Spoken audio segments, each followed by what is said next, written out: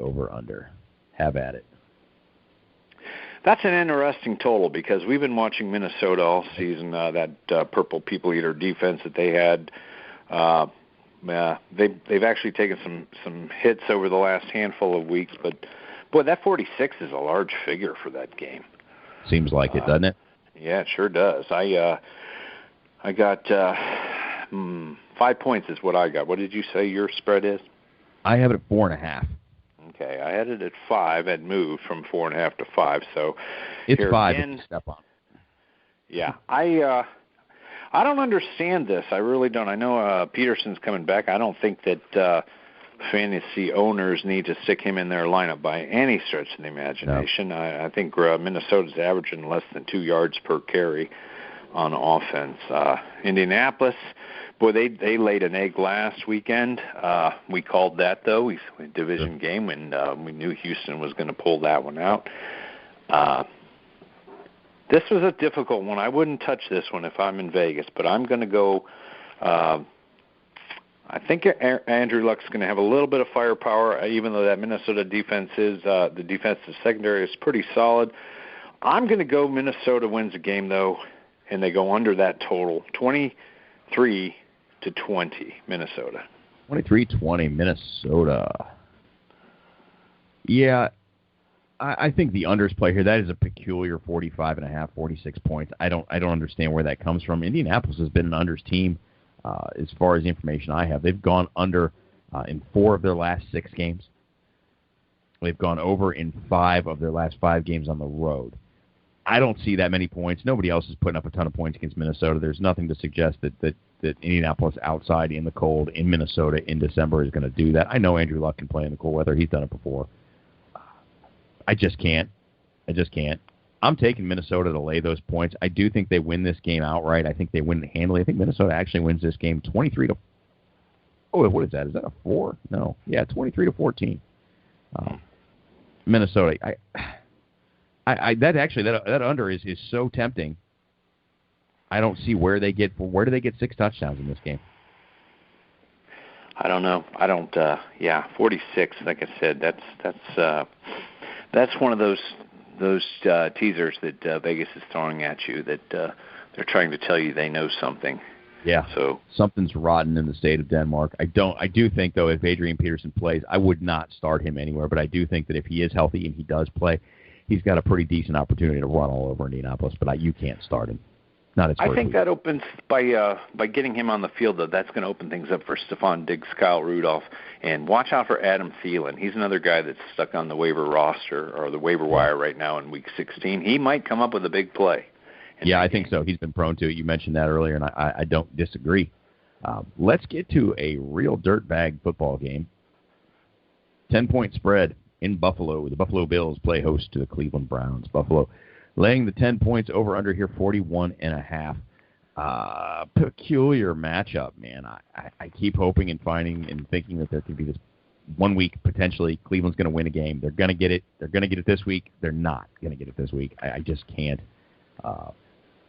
Can't put anything behind the Cleveland Browns offensively, defensively. I think LaShawn McCoy gets what he gets and has a nice day. Look for Mike Gillislee to snake a touchdown, though. Maybe that's just wishful thinking because of my family, our family here, Fantasy League, is I'm hoping that the DC Jokers don't get off with LaShawn McCoy and Ezekiel Elliott against me, though. But Cleveland, they're a clear non-cover. They're 0-5 against the spread in the last 5 games. They were playing that backdoor BS earlier in the season where they were sneaking up on teams. That's all gone. That's not happening. 3-8 against the spread on the road in their last 11 games. Cleveland, 10 points is a lot of points. But they're not going to score. Buffalo wins this game 31-7. 31-10? 31-7. 31-7. Yeah, I'm looking at the week by week, and next weekend the San Diego Chargers come into Cleveland on Christmas Eve, and then Cleveland goes to Pittsburgh week 17. If there is a possibility for the Browns to win a game, it might come next weekend with the warm weather team coming in on Christmas Eve. But this weekend, no. Rex Ryan, Tyrod Taylor, LaShawn McCoy, and I think Sammy Watkins shows up on week 15. Browns, a little bit of turmoil. They put Robert Griffin in the lineup last week. Terrell Pryor had some comments that were made after the football game. He didn't want to come out and say that Robert Griffin sucks, but he kind of did. And then, of course, he turned it around after the press got a hold of it and said, I was meaning to say that I was trash last week. I played bad. Right. So, anyhow, I don't know if he shows up, Terrell Pryor shows up. I just see Buffalo. We talked about this last week when you got to keep riding the train against the Cleveland Browns. They just, we've had that conversation whether or not they can actually play and beat Alabama, and we all thought, yeah, sure, any NFL team can beat a college team. I don't know. I'm rethinking that. Yeah, that would be an interesting game. But Bob Griffin sucks.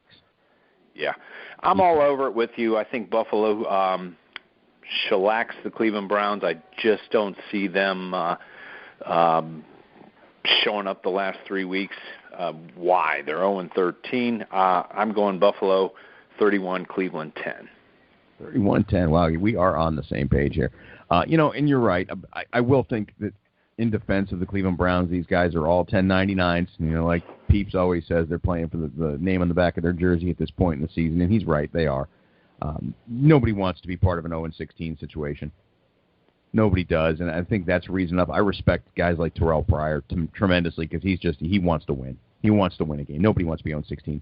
But conversely, nobody wants to lose to a team who hasn't won 15 weeks into the season yet. Nobody. Yeah. You're the Buffalo Bills. You don't want to be that team. Who was it? Miami. This was 10, 12 years ago. Miami beat somebody the last night of the season. New England. They did beat New England. You're right. Wasn't New England like 15-0 or something to that respect? It was, yeah, I remember that. It was there was that one win, and then they that's right.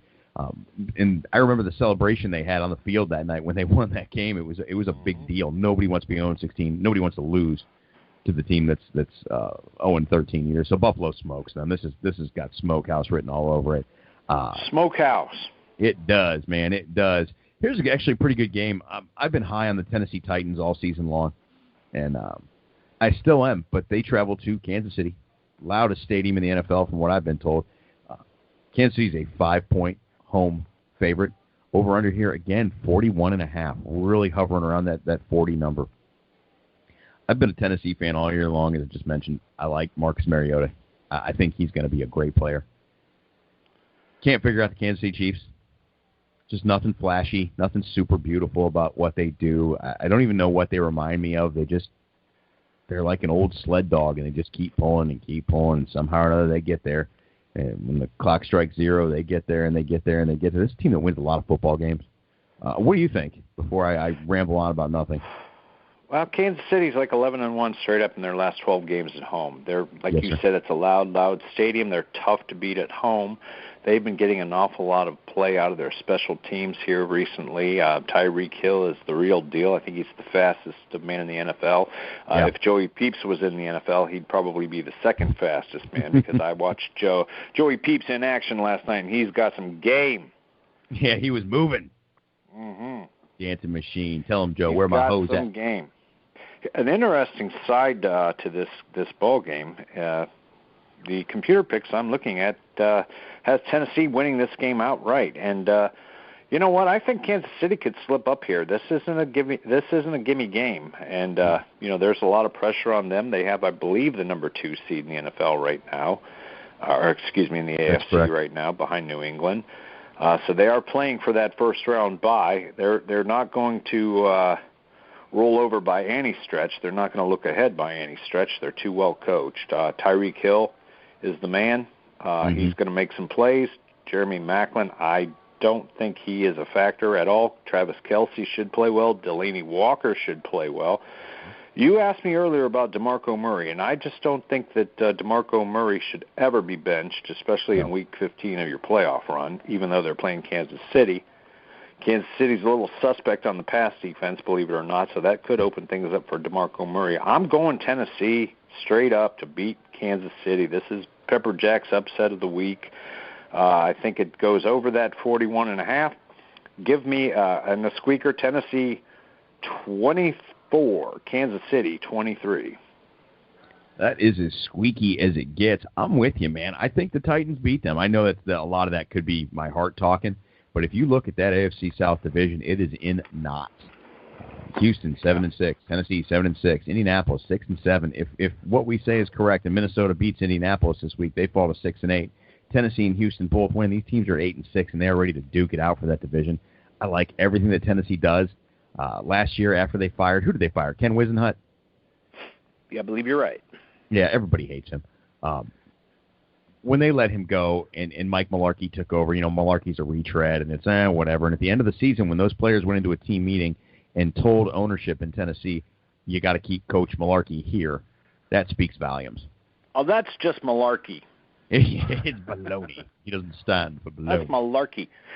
Interesting how the NFL does their week-to-week schedule, because Week 17, believe it or not, does have the Houston Texans traveling to Tennessee. So that could be, it could be setting us up for a sweet Week 17 here in the NFL. Yeah, that is a collision course, so I would really love to see Houston and Tennessee both come out winners this week. I'm taking Tennessee and the 5 points, and I think they do win this game outright. They win it 26-23, Tennessee. Wow. Yeah, I think they're going to put up some points. That might be a little bit of a back and forth. Quick weather report out of Kansas City on Sunday. Wow, 91 and sunny. Oh, that's not right. No. It's 29. It's probably 19. I think. Are you dyslexic? You're dyslexic. No, I'm just stupid. Yeah, it's 29 degrees Fahrenheit there on Sunday's projected weather. Mostly sunny. Wind, it's a little bit windy, north-northwest at 16 miles an hour.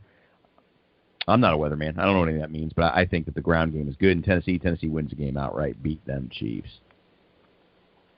Up next, Pepper Jack. We were just talking about this division. We might as well stay there. The Jacksonville Jaguars take on the Houston Texans. Houston at home is a 5-point favorite. Over-under here, 39.5. You take another it. One of those low totals. Houston cannot muster any offense. Jacksonville is not that bad against the pass. DeAndre Hopkins owners are scratching their ball sack right now, wondering what to do. How do you sit him in Week 15 against the Jacksonville Jaguar defense? I don't know. I'm doing it depends on what you got on your bench, or what your options are. But Jacksonville does not play that bad defensively against the pass. So Lamar Miller, on the other hand, should be a pretty decent play this weekend. Jacksonville, we discuss this every week because I'm a frustrated Allen Robinson owner. I don't play him. Even though we're in the playoffs, he sits on the bench. I'm going Houston. Houston's got more to play for. I don't think it's going to be a blowout by any stretch, but I do believe Houston wins this game. I think Houston finds a way to, with Nick Novak, to kick some field goals and win this game 19-16. So that gives Jacksonville the cover with the 5.5. Yeah, Jacksonville on the cover. I think Houston wins. Houston covers. Houston wins this game 23-12. I don't see Jacksonville. I'm just praying for Blake Bortles to have a late one of those late touchdown passes just to make it close. Yeah, his entire statistical line is based on garbage. He is a second-half garbage time QB. Yeah. And sorry, I took Allen Robinson in the second round in one league as well, and I'm kicking myself for it because he ultimately was my helped me meet my demise. Yeah. Last week in the playoffs because I just got nothing to do with him. So again, on the bench, you can't have a second round pick on the bench in the playoffs. You can't, and I do, and I got it in our league too. I got DeAndre Hopkins sitting there, but 23-12. I think Houston wins handily. Look for Blake to throw one going the other way. He likes to do that. Yeah, he's a pick sixer. He is not good. And speaking of quarterbacks who are throwing picks, Drew Brees and the New Orleans Saints are at Arizona. Arizona is a 3-point home favorite. Over under here 50.5. But Brees has looked like hell the last couple weeks. Boy, he sure has ruined a lot of fantasy football seasons, especially teams that were in the playoffs. That because of Drew Brees, yeah. Correct, and who would have thunk it? I don't know. He's always good for 2 or 3 touchdown passes a game. I think Tampa Bay. You start thinking of Tampa Bay like last weekend. You're thinking, God, Drew Brees should